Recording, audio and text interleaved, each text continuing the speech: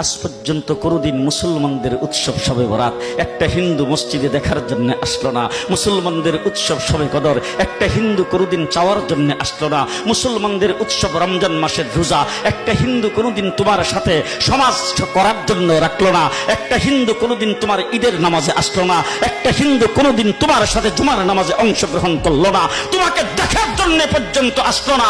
তার কারণ হলো হিন্দুরা মনে করে এটা মুসলমানের উৎসব, আর তুমি মুসলমান হইয়া হিন্দুর দুর্গা পূজায় কিভাবে গেলা? তোমার কি হয়ে গেল? তোমার কি লজ্জা শরম তুমি ধুয়ে ফেলে দিয়েছো? তোমার কি কোনো লজ্জা শরম নাই? লজ্জা শরম নাই? আবার কি সুন্দর বলতেছ, ধর্ম যার যার উৎসব সবাই।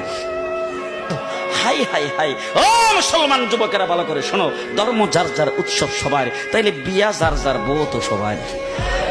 জি, বিয়ে যার যার বউ সবার, পুষ্কুনি যার যার মাস সবার, গাছ যার যার ফল সবার, ক্ষেত যার যার ফসল সবার, দোকান যার যার মাল সবার।